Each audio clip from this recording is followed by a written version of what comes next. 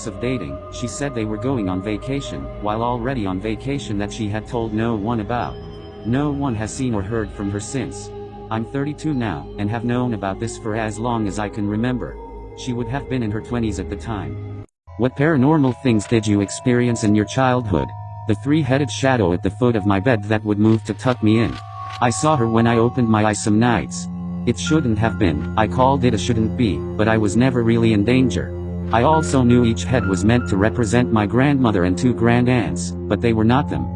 They were something else. I woke up and saw a shadow man run, then jump at me while I was in bed. I was so struck with fear I was unable to move, but he disappeared right before he landed. The memory was so terrifying, I still remember it nearly 30 years later. Cops of Reddit, what has been your most paranormal or unexplained call? Was on my usual route, and at a T-junction where I'd normally swing a right. For some reason I went left. As I've gone left around the corner, a big, old oak tree came down and squashed two cars. Had I gone right as I usually did, the tree and power lines would have been smack on top of me. And it was a warm still day too. Not a breath of wind. Cop here. I'm pretty sure I saw a chupacabra once. My rookie saw it too. I work midnights.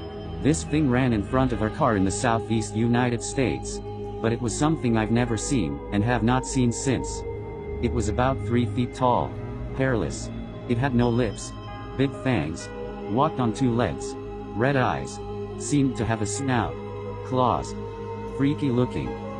What's the creepiest, unsolved mystery you know? Probably not the creepiest, but by far the weirdest one, is that of Sneha Phillip.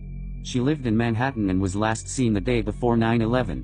From what I remember, she lived pretty close to the World Trade Center with her husband.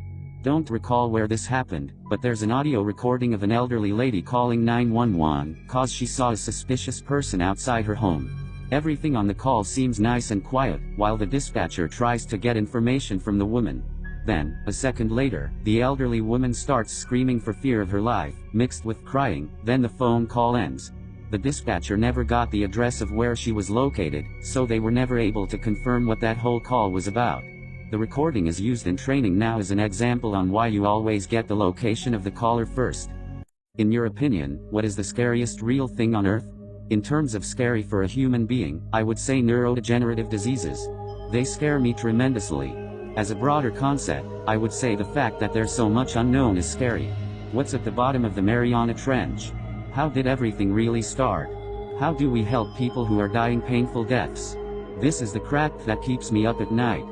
People who have been online since the 2000s, what mysteries from the early days of the internet are still unsolved?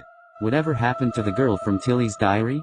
Tilly Jacobson was a teen girl from the LA area with an online diary on Bolt.com, who wrote about school, her family, and the guy next door that she was secretly dating. She suddenly stopped posting one day, and the only thing I could find was a forum thread that suggested it might have been fake all along. Every so often I still try and look her up but have had no luck. It's been 20 years and I still think about her regularly. What is the most rebellious thing you did as a teenager? Broke into an abandoned school with a buddy of mine and trashed the place. Looking back on it, one of the dumbest things we ever did without a doubt, but on the flip side a giant paintball war in the old halls is one of my fondest memories. I left home without warning for about a year, and spent some time being homeless in other countries. If I had money, I'd be backpacking, since I was dirt poor. However, I slept in the streets of many cities and stole/begged for food most days. When I got home, I took a shower and went to bed in my room, and the day after, I attended breakfast and my dad, who I lived with, never said anything about it.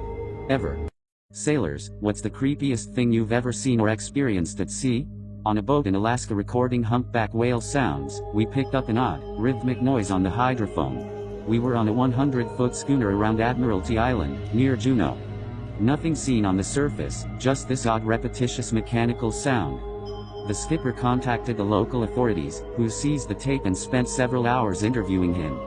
Not that scary, but surely weird. What's the thing that your parents did/say to you that still haunts you to this day? When I was a kid, if my parents even suspected that I liked someone, they would mock me mercilessly for it. My mom would seriously even threaten to look up their phone number, and tell them embarrassing lies about me if I misbehaved at all. Because of this, I still feel a deep sense of shame about anything remotely romantic, and am extremely secretive about my love life. Many things my father has said has stuck with me. The one that sometimes still hurts when I think about it, is when I was 19, and came home for winter break from college and was told,